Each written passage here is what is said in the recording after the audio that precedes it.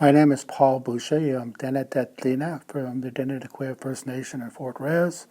I work as an Aboriginal language and cultural specialist in Fort Smith at the PWK High School. Can you tell me a little bit about your program? I've been hired to teach the Denetatlina language here at PWK and to lead a lot of the cultural programming that is in the high school. What grades do you teach? I teach from grade 7 to grade 12.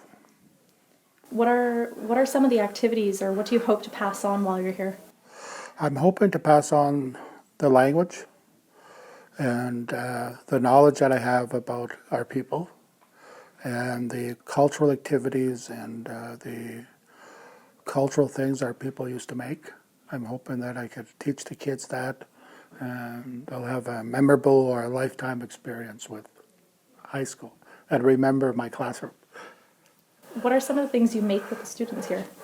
I make drums with the kids. I started a 200 drum project and I wanted to make 200 drums with the kids.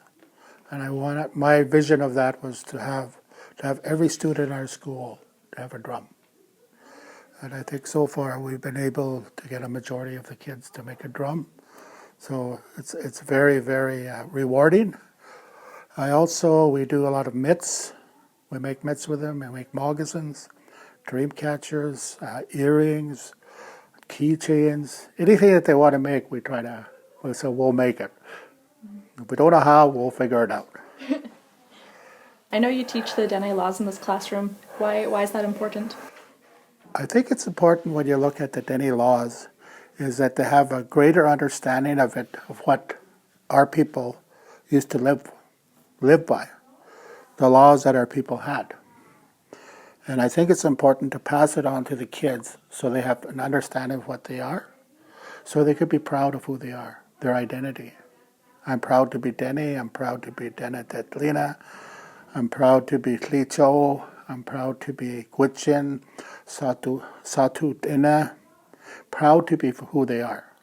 I think by passing that knowledge of the elders on the Dene laws is very important to go in depth with it so that they could understand it. Then I could go back to them as a teacher and say to them, you remember that Dene law?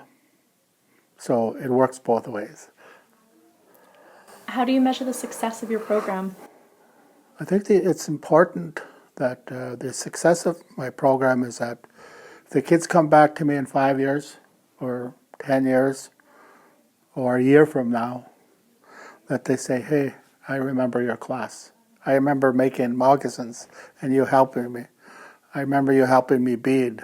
I remember you teaching me the language. And now I know a few phrases that I could communicate with the elders with. If that success is there, then I'm happy. In your own words, what does Indigenous education mean to you? Well, Indigenous education is I'm already doing that. Is immersing the kids in the way of life our people used to have. The kids go connect with the land by going out on the land. The first week of school year, we'll have all the grade 7s go out and they connect with the land. Sweetgrass Camp. Sweetgrass Camp. Mm-hmm. I think that's one way for them to come and do that. So that's Indigenous and our kids, educating them. Also, just teaching them the language. To me, the language is all about history. When we hear the language, they know that we're connected with the land. Because some of the elders have told me our language comes from our land. And I think that's important, is that if they could learn those words, because everything that we say in our language is tied something to the land or the water or to the animals or to the sky or to the birds. Always tied to something. I think that's important. And to teach them that language and also teach them the skills of sewing, of making things, so their minds are being worked upon. You know, the elders always say, you know, you got to have a strong mind. I always tell the kids that, you know, we survived on this on this harsh land that we have here, with the cold winters, by having a sharp mind. That's how our people survived. They were aware of what their surroundings. And that's what I'm trying to teach the kids, is to have a strong mind.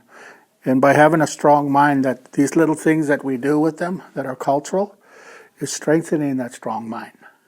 So I'm hoping that I could strengthen that so they have these little skills, and these little skills that they have, it makes it a big skill after a while. Mm-hmm. And say, oh yeah, I know how to sew. I could sew my own pants.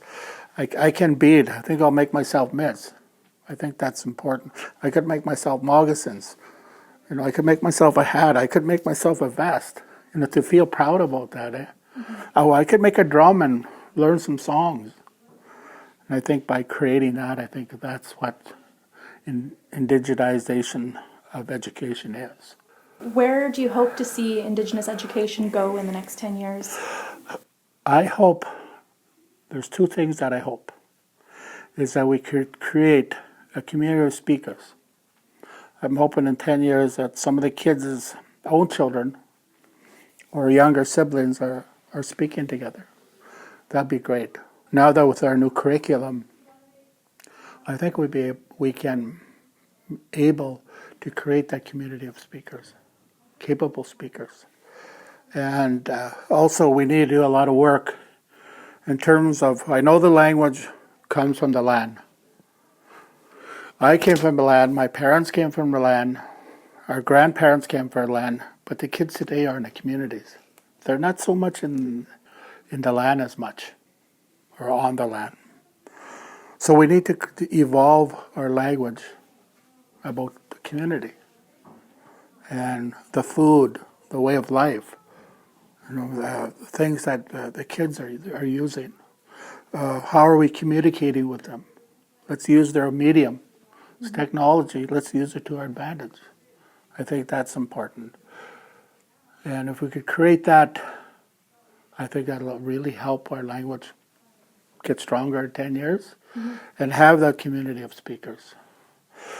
And also in 10 years, I hope that these skills we're teaching these kids, they keep them and they cherish them. I think that's important. And I'm hoping that I could get a mentor also. A mentor to help me, and also, I guess, an intern to come and work with me. To learn the language, to learn how to teach it. Even though they can't speak, they can teach it. To me, is that you could learn the language while you're teaching it. I think that's important, is to have our language to keep going. We have to make sure that we have strong teachers. And also strong resources. If we could develop resources, I want to create at least 2 books a year, like I said before, about our language, about our experiences on the land or in the community. It could be small. One, if they could write about the Dene laws in a book and explain it to kids, it would be awesome in our language. So if I could create another 20 books in another 10 years in my class, I'll be so happy. Because then I know that the language is going to be preserved in those books. And by creating that, then we have a library, we have the resources. We have 300 books already.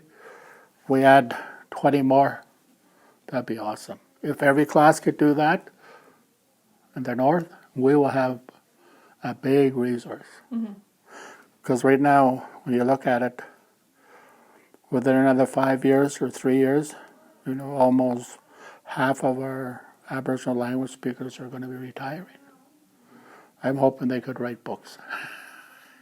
So that's my dream, 10 years. I think it's important that we create a path for our kids. Chechane. The path our ancestors used to walk. We have to make sure that path is always there. We can't veer off it. There's a path here that our people have followed with the laws, the values and beliefs that we had. We have to make sure that our future generations learn that. And the way that they learn that is through our language. And if we can promote that, that'd be awesome.